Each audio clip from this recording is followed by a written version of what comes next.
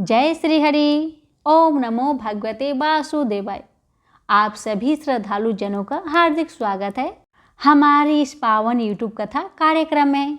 आज का दिन बहुत ही पुण्यमयी और विशेष है। आज है जेठ मास की सप्तमी तिथि और दिन है सोमवार का, जो स्वयं भगवान शिव का प्रिय दिन माना गया है।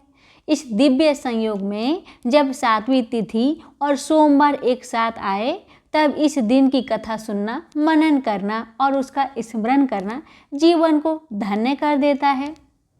इसलिए आज हम सबसे पहले श्रवण करेंगे सोमवार की महिमा कथा, जिसमें शिव जी की कृपा, उनका वरदान और भक्तों के कल्याण की बातें समाहित है। यह कथा हमारे जीवन के दुख, रोग और कलेश को दूर करने वाली है।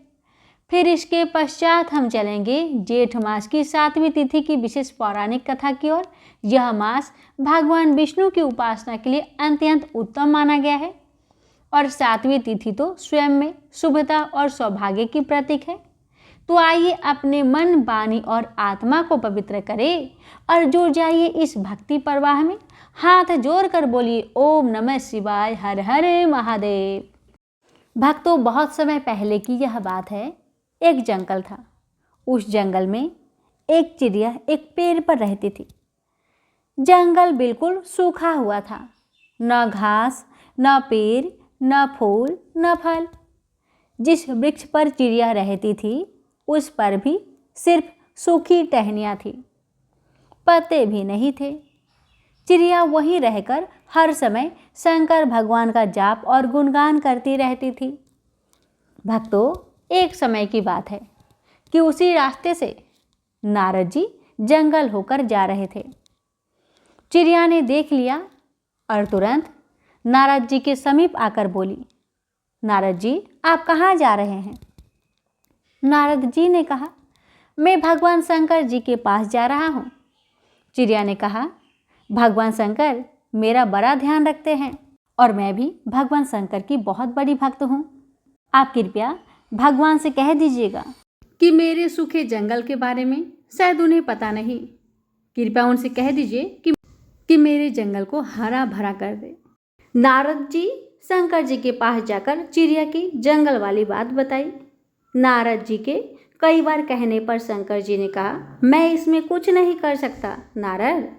चिड़िया के भाग्य में तो 7 जन्मों तक ऐसे ही सूखे जंगल में रहना लिखा है। नारद कुछ नहीं बोले। कुछ समय बाद नारद जी फिर वही रास्ते से निकले तो देखा जंगल बिल्कुल बदला हुआ था। जंगल हरा भरा, हरी घास, फूल फल लदे हुए थे। चिड़िया का पेड़ फूलों और फलों से लदा था। चिड़िया भी प्रेम मग्न होकर पेड़ पर नाच रही थी। नारद जी ने सोचा, शंकर जी ने मुझे झूठ बोला। नारद जी ने शंकर जी से जंगल के हरे भरे तथा चिड़िया के बारे में पूछा तो शंकर जी ने कहा कि मैंने चिड़िया को कभी कुछ नहीं दिया, फिर भी मेरा गुणगान करती रहती है। उसकी भक्ति, विश्वास और प्रेम की वजह से मुझे 7 जन्म काटकर सब चिड़िया को देना पड़ा। ऐसे दयालु है हमारे भोलेनाथ। प्रेम से बोलिए हर हर महादेव, ओम नमः शिवाय। अब आइए भक्तों, रसपान करते हैं जेठ मास कथा अध्याय 7। भक्तों, जिससे इस जगत की सृष्टि, स्थिति और प्रलय होते हैं, क्योंकि वह सभी सद्रूप पदार्थों में अनुगत है और असत पदार्थों से पृथक है।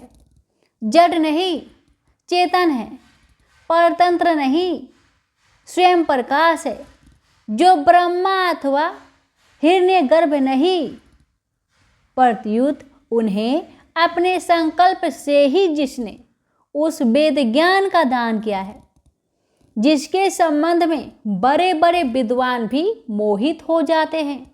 जैसे तेजोमयी सूर्य राशि में जल का, जल में स्थल का और स्थल में जल का भ्रम होता है, वैसे ही जिसमें यह त्रिगुणमयी जागृत स्वप्न सुषुप्त रूपा सृष्टि मिथ्या होने पर भी अधिष्ठान सत्ता से सत्यव्रत प्रतीत हो रही है, उस अपनी स्वयं प्रकाश ज्योति से सर्वदा और सर्वथा माया और माया कार्य से पूर्णतः मुक्त रहने वाले परम सत्य रूप परमात्मा का हम ध्यान करते हैं।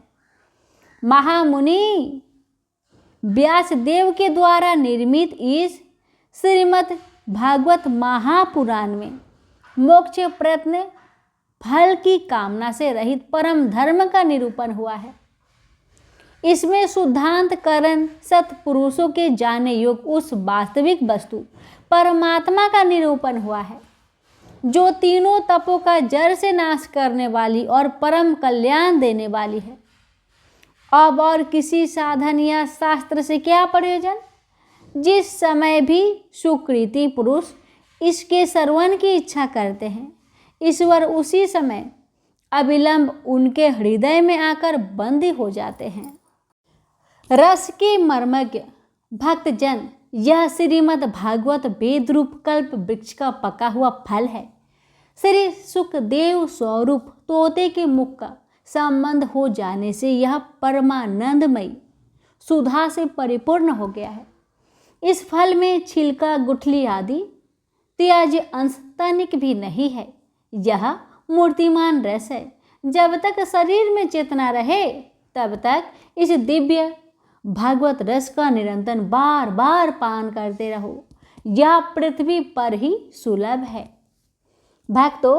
भक्तों, एक बार भगवान विष्णु एवं देवताओं के परम पुण्यमय क्षेत्र नैमिषारण्य में शौनकादि ऋषियों ने भागवत प्राप्ति की इच्छा से सहस्त्र वर्षों में पूरी होने वाले एक महान योग का अनुष्ठान किया।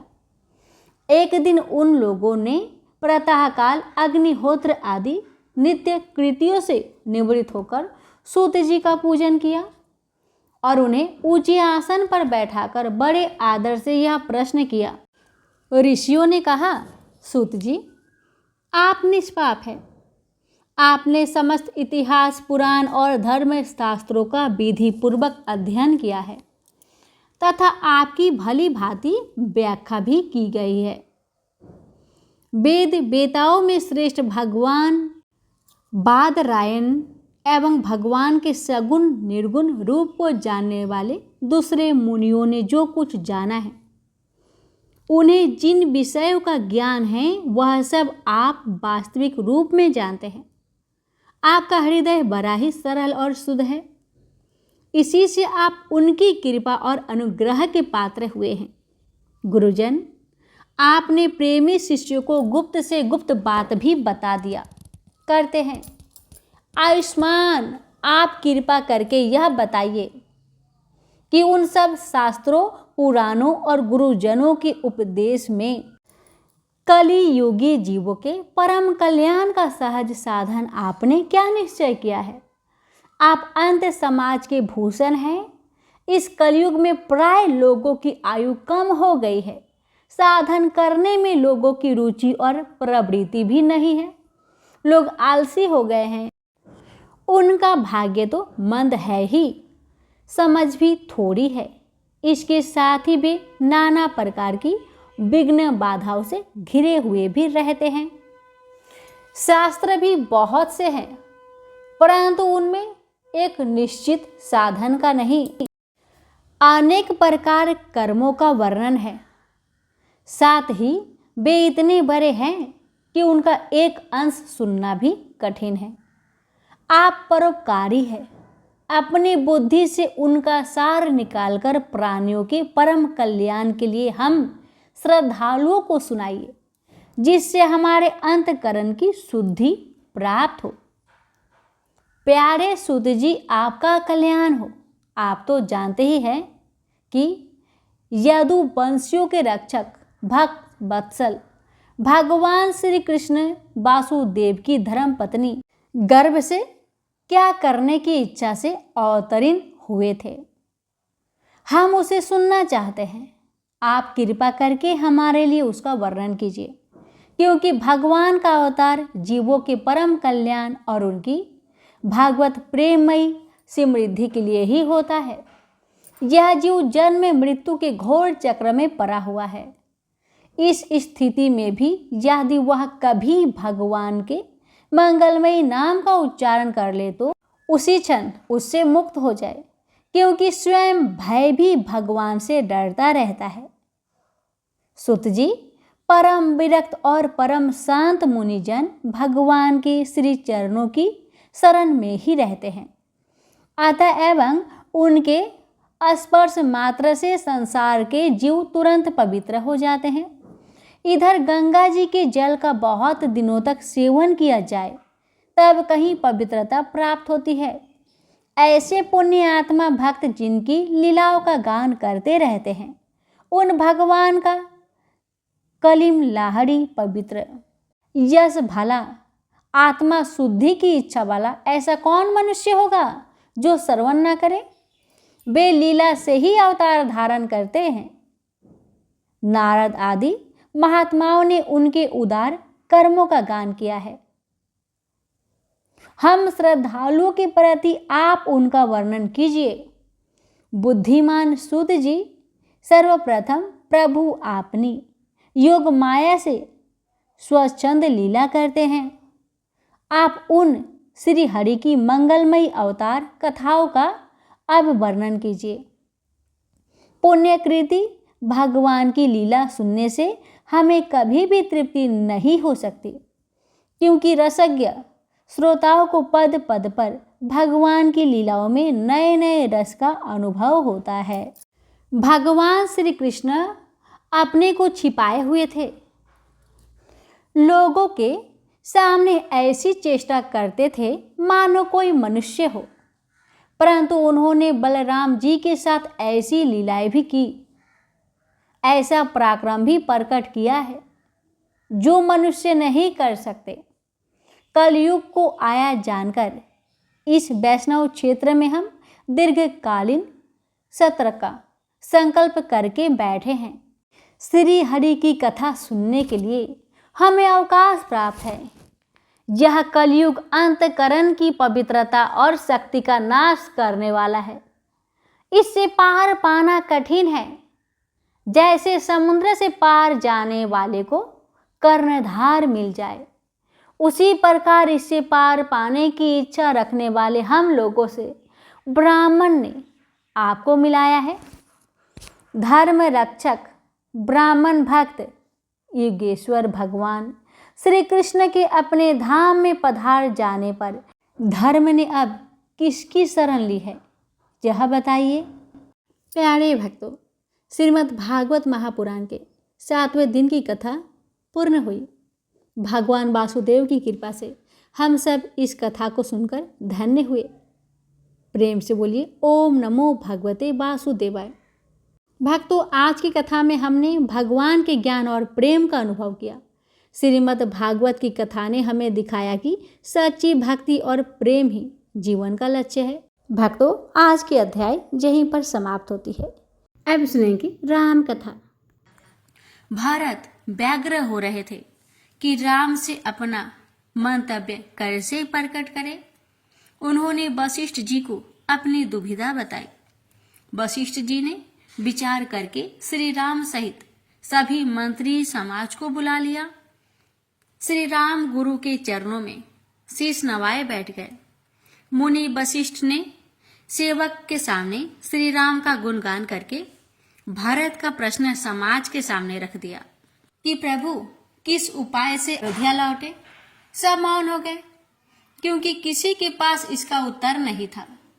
वशिष्ठ जी की नीतियुक्त वाणी सबने सुनी, परंतु उपाय किसी की समझ में नहीं आया। तब भारत ने ही गुरु से विनती की कि उस सभा में उनसे आदरणीय व ज्ञानी और कौन है, अतः वह उपाय उन्हें ही सुझाना चाहिए। गुरु वशिष्ठ प्रसन्न हुए और कहा कि उपाय भी श्री राम की ही इच्छा और प्रेरणा से फलीभूत होते हैं। फिर भी अपनी बुद्धि से मैं कहता हूँ कि जब सर्वस्व जाता हो तो आधे की भी रक्षा कर लेना पुरुषार्थ है। उपाय यह है कि भरत और शत्रुघ्न वन को जाए और श्री राम, जानकी जी व लक्ष्मण सहित अयोध्या लौट चले और प्रजा को सुखी करे। गुरुदेव के इस उपाय पर भरत और शत्रुघ्न सहस्त्र तैयार हो गए। उनके जैसा बरभागी कौन होगा जिन्हें प्रभु श्री राम इस प्रकार सेवा का अवसर दे। भरत तो 14 वर्ष क्या समस्त जीवन वनवास को तैयार हो गए। सब भारत के इस प्रेम पर मुग्ध हो उठे। श्री राम गंभीर बैठे सुन रहे थे। भारत के नेत्र से अश्रुधारा प्रवाहित हो गई। उन्होंने कृपा सिंधु श्री राम की ओर इस तरह याचना भरी दृष्टि से देखा, मानो कह रहे हो कि हे त्रिभुवन के स्वामी, कृपा करके सबका संताप हरे। राम ने अनुराग भरी दृष्टि से भरत पर डाली तो आकाश से निहार रहे इंद्रदेव घबरा उठे। भारत के प्रेम में राम वशीभूत हो गए तो जगत का क्या होगा। वे देवी सरस्वती की ही शरण में गए और उनसे भरत की बुद्धि फेरने को कहा। सरस्वती ने इंद्र को कठोर दृष्टि से देखकर कहा, भरत जी को इतना दुर्बल ना समझो। जिनके प्रेम के अधीन स्वयं श्री राम हैं, उन पर कोई माया कैसे प्रभावी हो सकती है। इंद्र मन मारकर रह गए। आज भरत सब काम बिगाड़ देंगे। सभी राम के उत्तर की प्रतीक्षा कर रहे थे। राम ने प्रियजनों और समाज का मन जान लिया था। अब वे धीर गंभीर वाणी से उत्तर दे रहे थे, हे तात, कर्म वचन और मन से भरत के समान कोई निर्बल नहीं है। यह मुझे अत्यंत प्रिय है और इसके मंगल हेतु मैं कुछ भी कर सकता हूँ। परंतु प्रिय भरत, क्या तुम्हें यह स्वीकार होगा कि कल का इतिहास राम को यह कहकर कलंकित करे कि राम ने पिता के वचन का पालन करने हेतु वन गमन का स्वांग किया और भरत के प्रेम का अनुचित लाभ उठाते हुए सत्ता प्राप्त कर ली। क्या पिताजी की आत्मा इससे संतुष्ट हो जाएगी कि राम ने दिखावा किया, जिस हेतु उनके प्राण गए वह तो सिद्ध न होगा। आप सभी परम ज्ञानी हैं। स्नेह अपने भाव में कितना भी दृढ़ हो, परंतु कर्तव्य का सत्य से अधिक दृढ़ तो नहीं हो सकता। श्री राम ने नीति युक्त वचन सुनकर सभी स्वयं को लज्जित अनुभव करने लगे। श्री राम ने क्या गलत कहा है। लोक व्यवहार में स्नेह और संबंधों की अपेक्षा कर्तव्य व वचनों को प्राथमिकता दी जाती है। समाज बड़ी जटिल संरचना है और सत्य विमुख होने पर उल्हाना देती है। राम ऐसा उल्हाना उनके स्नेह हेतु कैसे सह सकते थे। धर्म की रक्षा उनका परम लक्ष्य था।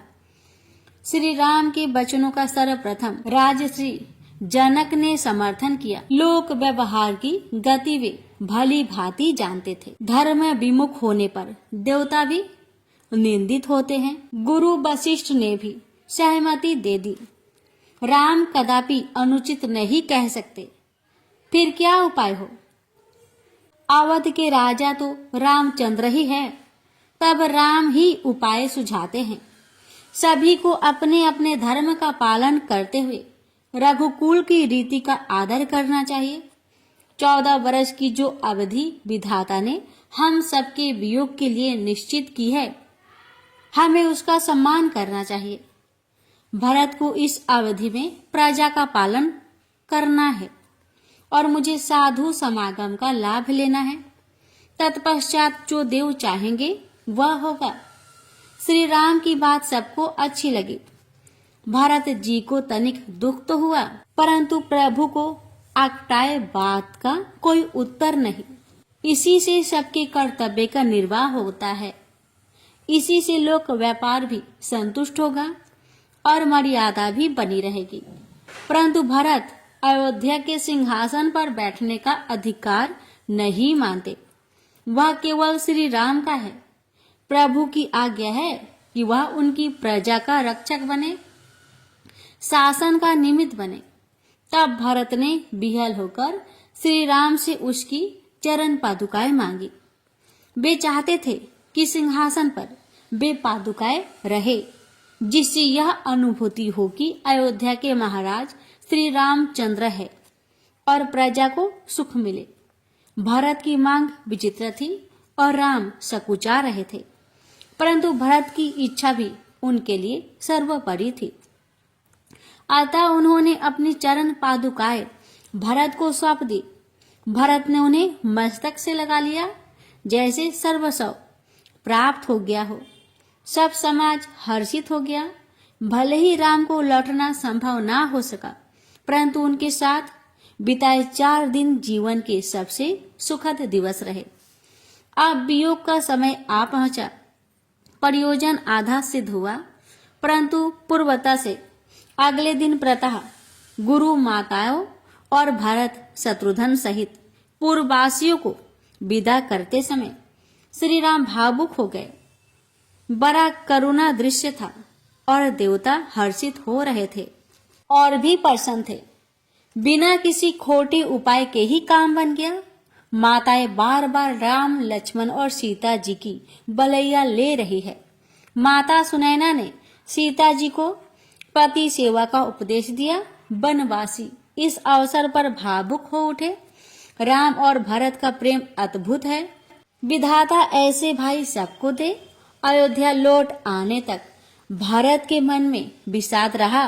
तब गुरु वशिष्ठ और जनक जी ने उन्हें समझाया। संताप दूर होने पर भरत ने उचित कार्यवाही की। पहले तो विधि विधान से चरण पादुकाएं को सिंहासन पर रखकर प्रतीकात्मक राम राज्य की स्थापना की। फिर अपना राजसी भेष त्याग कर तपस्वी भेष धारण किया। उन्होंने नगर से बाहर नंदीग्राम बसाकर वहीं से राज्य संचालन आरंभ किया। भारत का यह अद्भुत त्याग था। वे अनासक्त होकर प्रजा की सेवा करने लगे। वास्तव में भारत का चरित्र परम पवित्र है। तृतीय सोपान आर्य कांड की कथा। आप सुनेंगे जयंत की धृष्टता की कथा। कैलाश पर्वत पर महादेव जी के श्रीमुख से राम कथा का सुंदर वर्णन सुनकर पार्वती व शिवगण भाव विभोर हो रहे थे। भारत का अनुपम पावन चरित्र सुनकर उनके मन पुलकित हो गए। ऐसे भ्रातृ प्रेम का उदाहरण अन्य कहीं नहीं मिलता। ऐसी प्रभु भक्ति भी दुर्लभ है। राजश्री जनक और भरत इस रूप में समान हो गए हैं। भरत जी भी देह से अनासक्त थे। एक बारे राज्य का सम्राट होकर भी राजसी भोगों के प्रति उनमें पूर्ण अनासक्त थी। तभी तो राम को भरत अति प्रिय थे। राम ने चित्रकूट के क्षेत्र को स्वर्ग समान बना दिया है। वहां नित्य प्रति सत्संग होने लगे। श्री राम के श्री मुख से प्राचीन इतिहास सुनने दूर दूर से वनवासी और मुनिजन आते रहते थे। राम अब चित्रकूट के राजा थे। जब राम शिव महिमा का बखान करते थे तो एक और सिंह व हिरण साथ साथ बैठे श्रोता बन जाते थे। उदार राम ने सबको उदार बना दिया।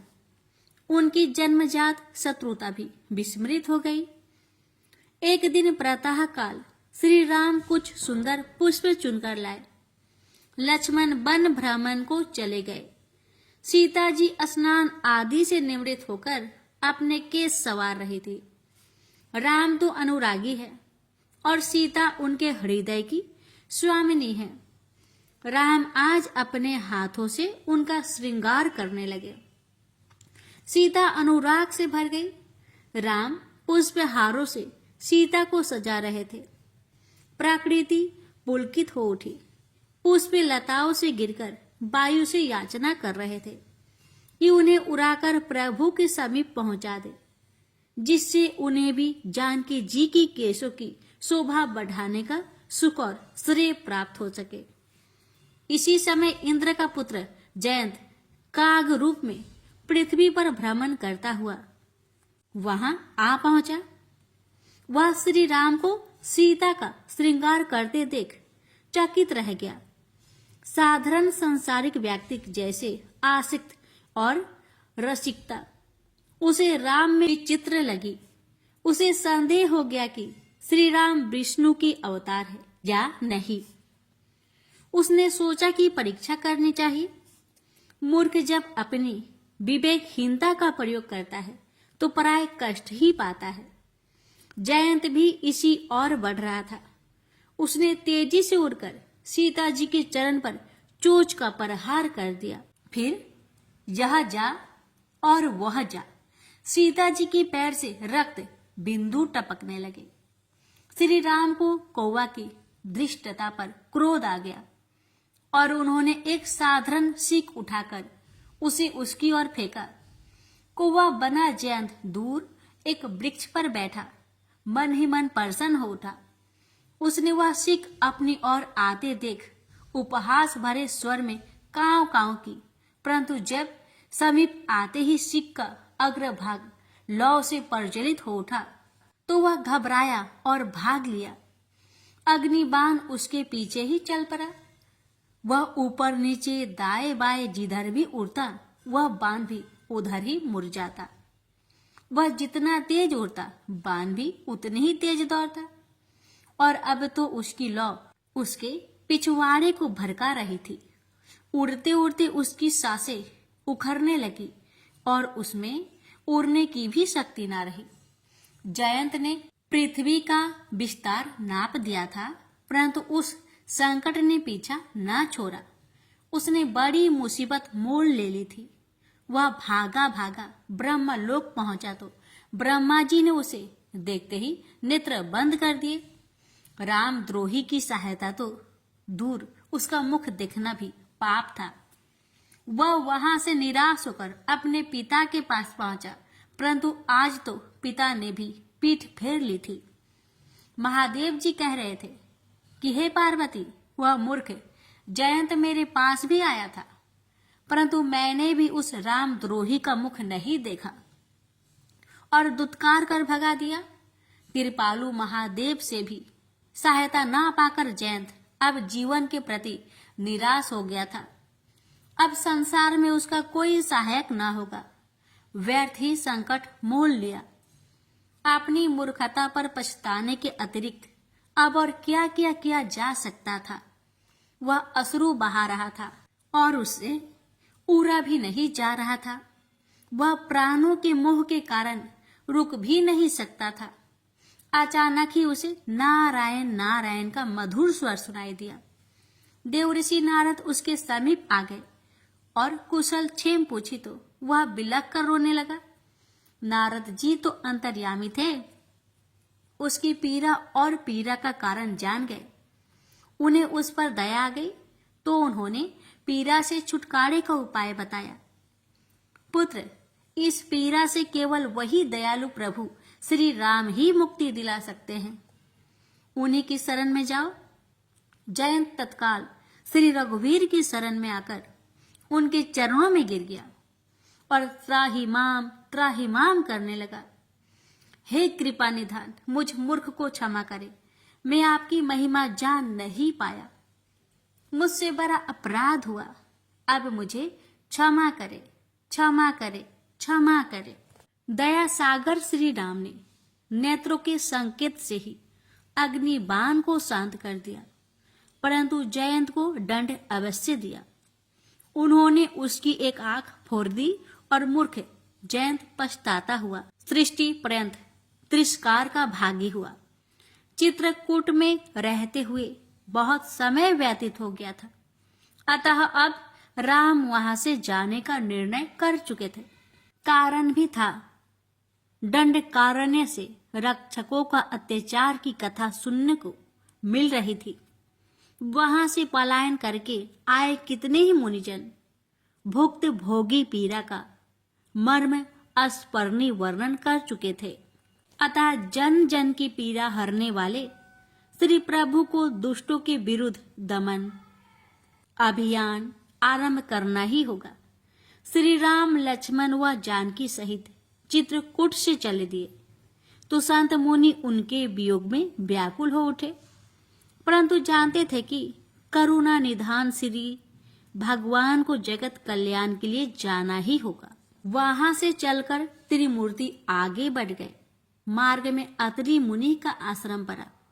उनके आगमन के समाचार से महामुनि अत्रि हर्षित हो गए और दौड़कर उनकी अगवानी की। श्री राम जानकी और लक्ष्मण ने दंडवत होकर उन्हें प्रणाम किया। मुनिवर पुलकित हो गए और आशीर्वाद देते हुए भाव विभोर हो उठे और प्रभु की स्तुति करने लगे। मुनि अत्रि उन्हें आदर सहित आश्रम में ले गए, जहां मुनि पत्नी सती अनुसुईया सीता जी को देखकर हर्षित हो गई। सीता जी ने उनके चरण स्पर्श कर आशीर्वाद प्राप्त किया। सती अनुसुईया विख्यात महान नारी थी, जिन्हें ब्रह्मा विष्णु और महेश को बालक रूप में गोद में खिलाने, स्तनपान कराने और पालने में झुलाने का सुख मिला था। त्रिदेवियों के अहंकार को अपने अस्तित्व से चूर चूर करने वाली सती अनुसुईया देवताओं के लिए भी वंदनीय थी। श्री राम ने माता अनुसुईया के चरण स्पर्श किए तो ऋषि पत्नी ने उन्हें पुत्रवत हृदय से लगा लिया। मुनि अत्रि का आश्रम आज गुरुकुल बन गया था। ऋषि पत्नी अनुसुईया ने नारी शिक्षा के ऐसे ऐसे उपदेश दिए कि सीता पुलकित हो उठी। परिवार में स्त्री के धर्म क्या है, क्या सब उपदेश बड़े अनमोल है। इधर आश्रम में अनेक संतजन आ गए और राम दर्शन करने लगे। बिना प्रयास के ही दर्शन हो रहे थे। धर्म चर्चा हो रही थी। सृष्टि के ऐसे ऐसे अनसुलझे रहस्य श्री राम की वाणी से सहज मुखर हो रहे थे, जिनके गूढ़ तत्व ब्रह्म वाणी से ही संभव है। यह रात्रि शुभ रात्रि हो गई थी। तीसरे पहर तक धर्म चर्चा चलती रही और फिर सब विश्राम करने चले गए। सीता माता अनुसुईया के साथ ऐसे लिपट कर सोए जैसे शिशु अपनी माता से लिपट कर सोता है। प्रातः होने पर नित्य कर्मों से निवृत्त होकर श्री राम ने मुनिवर से आज्ञा मांगी। कंदमूल फल का नाश्ता करने के बाद माता अनुसुईया ने सीता को पुत्री रूप में विदा करते हुए उन्हें वस्त्र और आभूषण पहनाए। सीता जी उनके मातृ स्नेह पर भाव विभोर हो उठी। उन्हें अपनी माता और सासू का स्मरण हो आया और उनके नेत्र छलक उठे। ऋषि पत्नी ने उन्हें गले से लगाकर सत्वना और फिर विदाई दी। मुनि अत्रि उन्हें विदा करते समय उनके निर्मल यश का गुणगान करते हुए बहुत दूर तक उनके साथ आए। अत्रि ऋषि के आश्रम से श्री राम, लक्ष्मण व जानकी जी सहित सरभंगे ऋषि के आश्रम पहुंचे। सरभंगे मुनि ऐसे तपस्वी थे जो वायु का भी सेवन न करते थे और अपने प्राण न छोड़ते थे। आयु तो उनकी कब की पूरी हो गई थी और कितनी ही बार यमदूत उन्हें लेने भी आए, स्वयं यम भी आए, परंतु उनके तप के प्रभाव से उनके प्राण हरण न कर सके। ऋषि का प्रण था कि जब तक प्रभु स्वयं उन्हें दर्शन नहीं देते तब तक वे इस धराधाम से जाने वाले नहीं। राम दर्शन की अभिलाषा में यम से भी हठ ठाने बैठे। ऐसे दुर्लभ मुनि को श्री राम ने दंडवत प्रणाम किया। मुनिवर के नेत्रों से श्रद्धा आंसू छलक उठे। प्रभु की स्तुति करने व अपने हाथों से तैयार काष्ठ की चिता पर बैठे और युग अग्नि से स्वयं को भस्मीभूत कर दिया। वे श्री हरि की परम लोक को गए। ऐसे तपस्वी मुनि को अंतिम प्रणाम कर श्री राम आगे बढ़े तो मार्ग में पहली बार एक राक्षस विराध से भेंट हुई। भूख से पीड़ित वह राक्षस भयंकर रूप लिए उनकी ओर दौड़ा तो श्री राम ने एक ही बाण में उसका वध कर दिया। यह दंडकारण्य में दानव दलन का श्री गणेश था। वहां से आगे बढ़े तो मार्ग में मानव अस्थियों का ढेर दिखाई पड़ा। श्री राम ने मुनियों से उसके विषय में पूछा तो पता चला कि ये राक्षसों का आहार बने मुनि जनों की अस्थियां है। रघुवीर का मन करुणा से भर उठा और उन्होंने उसी समय भुजा उठाकर शपथ ली और अयोध्या के महान वंश रघुकुल का वंशज पृथ्वी, आकाश और समस्त देवताओं को साक्षी मानकर प्रण करता हूँ कि पृथ्वी को राक्षसों से रिक्त कर दूंगा। श्री राम की इस प्रतिज्ञा से देवता प्रसन्न हो गए। मुनिजन आशुविंत हुए और यह नाद दंडकारण्य में निवास करते हुए राक्षसों को प्रकंपित कर गया। श्री राम अब दंडकारण्य की ओर बढ़ते जा रहे थे। मार्ग में संतों मुनियों के दर्शन करते हुए रात्रि विश्राम और धर्म चर्चा में व्यतीत करते थे। महर्षि अगस्त्य के शिष्य सुतीक्षण को अपने चतुर्भुज रूप के दर्शन देकर करुणामयी श्री राम ने उन्हें ज्ञान व भक्ति प्रदान की। वहां से वे महामुनि अगस्त्य के आश्रम में पहुंचे। अगस्त्य मुनि का आश्रम दंडकारण्य का अंतिम आश्रम था और एक प्रकार से दंडकारण्य के राक्षसों का भय था। वे महर्षि के श्राप के भय से इस आश्रम के समीप नहीं फटक सकते। यह सीमा द्वार है। मुनि अगस्त्य ने जब प्रभु आगमन का समाचार सुना तो विकल होकर उनके स्वागत को दौड़े चले आए।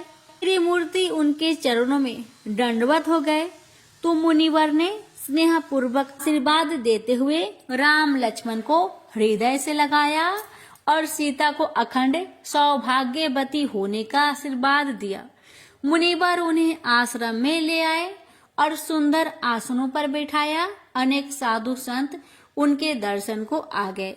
ऐसी मनोहर छवि देखने से नेत्र तृप्त ही नहीं होते। मुनि अगस्त्य प्रभु की अनंत महिमा का गुणगान कर रहे थे। साधु समाज हर्षित था कि ऐसे सर्वेश्वर आज उनके बीच साक्षात हुए थे। भक्त ध्रुव ने हजारों वर्षों की तपस्या के पश्चात उनके दर्शन किए थे, जबकि उन्हें तो सहज ही उन सुख राशि के दर्शन प्राप्त हो गए थे। अब श्री रघुवीर को अपना दमन चक्र आरंभ करना था, क्योंकि वनवास की आधी से भी अधिक अवधि संत समागम में व्यतीत हो गई थी और राक्षसों की बहुलता व प्रबलता इतनी अधिक थी कि अब समय व्यर्थ नहीं गवाया जा सकता।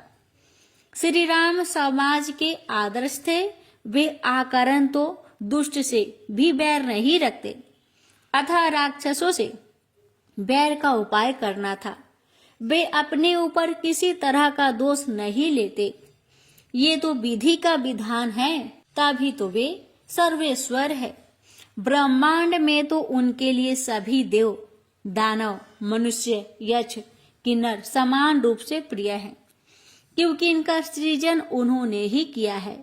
जब तक कारण उत्पन्न ना हो वे किस पर क्रोध करेंगे और बिना कारण अपना सृजन विनष्ट नहीं कर सकते। इसलिए अगस्त्य मुनि से विदा लेकर वे पंचावटी की ओर चल पड़े। वे उस दुर्ग में प्रवेश कर रहे थे जहां उनका निर्धारित लक्ष्य था। दंडकारण्य में श्री राम ने ऐसे स्थान पर कुटी का निर्माण किया जो चारों ओर से राक्षसों से घिरा था। यही कारण उत्पन्न होंगे और यही से धर्म युद्ध आरंभ होंगे। यह कोई असीमित महायुद्ध नहीं था। इसकी प्रेरणा श्री राम ने प्रकृति को ही दी थी। जब श्री राम प्रेरणा करते हैं तो किसका साहस है कि विपरीत चले। रावण की बहन सुपर्णखा दंडवत वन में अपने भाइयों खर व धूषण के साथ रहती थी। रावण से उसका देश था। इसका कारण था रावण का अहंकार। उसे अपने सामने किसी का भी उत्थान स्वीकार नहीं। सुपर्णखा का पति विद्युत ध्वजा राक्षस जाति में सबसे अधिक बलवान था। उसने वह कर दिखाया था जो रावण स्वप्न में भी नहीं सोच सकता था। परंतु उसकी सोच दैत्य सम्राट प्रहलाद और बलि जैसी थी। वह राक्षस राज का समर्थक था, परंतु मानवता का शत्रु नहीं। प्रभु श्री राम ने शूर्पणखा को निमित्त घोषित कर दिया था। कि वह कारण बनेगी। वह कभी दंडकारण्य में इस ओर नहीं आई थी, परंतु आज प्रभु प्रेरणा खींच लाई। पंचवटी आज तक निर्जन थी, किंतु अब वहां दो ऐसे सुंदर तपस्वी दिखाई दे रहे थे जिनकी मोहिनी छवि देखकर राक्षसी परवृत्ति का मन कामासक्त हो गया। वह सोचने लगी कि इन दोनों में से कोई एक उसके जीवन में आ जाए तो सब पीड़ाएं समाप्त हो जाए, परंतु इस रूप के साथ बेचारे सुकुमार लगते हैं, भय से मूर्छित हो जाएंगे। वह माया जानती थी, क्योंकि ऐसे ही माया भी कुल की पुत्री थी।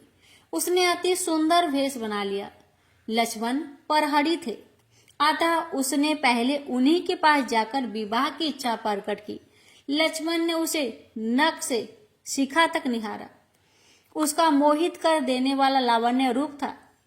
हे सुंदरी, मेरा ऐसा सौभाग्य कहाँ, मैं तो दास हूँ, स्वामी तो वो है। लक्ष्मण राम की ओर इंगित कर कहा, आप उनके पास जाइए। शूर्पणखा ने राम को देखा तो और भी सम्मोहित हो गई। वह उनके पास गई और परिणय निवेदन किया। राम ने हंसकर कहा, मैं तो विवाहित हूँ और मेरी पत्नी भी साथ है, मैं तुम्हारे साथ विवाह नहीं कर सकता, अतः तुम लक्ष्मण के ही पास जाओ। शूर्पणखा लक्ष्मण के पास गई तो लक्ष्मण ने उसे फिर राम के पास भेजा कि उनकी आज्ञा के बिना मैं कुछ नहीं कर सकता। इस प्रकार दोनों भाई शूर्पणखा को कुछ देर इसी तरह मूर्ख बनाते रहे। तभी सीता कुटिया से बाहर आई। उन्हें देखी शूर्पणखा सकुचा गई। स्त्री सुलभ ईर्ष्या उसकी आंखों में तैरी। सीता प्रश्नवाचक दृष्टि से उसे देख रही थी। शूर्पणखा समझ गई कि अभी तक दोनों तपस्वी उसे मूर्ख बना रहे थे, तो वह क्रोध में आ गई। सीता के कारण उसे अपना अधिक अपमान लगा। स्त्री के सामने किसी स्त्री को पुरुष द्वारा उपेक्षित किया जाए तो उपेक्षिता के हृदय में क्रोध अधिक बढ़ जाता है। शूर्पणखा का दिमाग भन्ना गया और वह अपने वास्तविक राक्षसी रूप में आ गई। सीता उसका विकराल रूप देखकर डर गई तो वह सीता पर झपटी। राम फुर्ती से बीच में आ गए और उसे जोर से लक्ष्मण की ओर ढकेला। राम ने संकेत कर दिया और लक्ष्मण ने तत्काल बड़ी दक्षता से उस कुरूप राक्षसी के नाक व कान काटकर उसे और भी भयानक बना दिया। शूर्पणखा एक चित्कार के साथ वहां से भागी। रक्त की धार उसके नाक कान से बह रही थी। राम गंभीर हो गए। महायुद्ध के बीज बो दिए गए थे। राम ने यज्ञ वेदी में जलती अग्नि की ओर देखा और सीता को संकेत किया। सीता अग्नि में प्रवेश कर गई और उसका प्रतिरूप राम के समक्ष रह गया।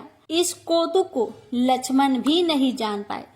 राम ने सीता को सुरक्षित कर दिया था, तब उन्होंने लक्ष्मण को आज्ञा दी कि वे सीता को लेकर किसी सुरक्षित कंदरा में चले जाए, क्योंकि शूर्पणखा अपने राक्षस भाइयों सहित शीघ्र ही लौटेगी।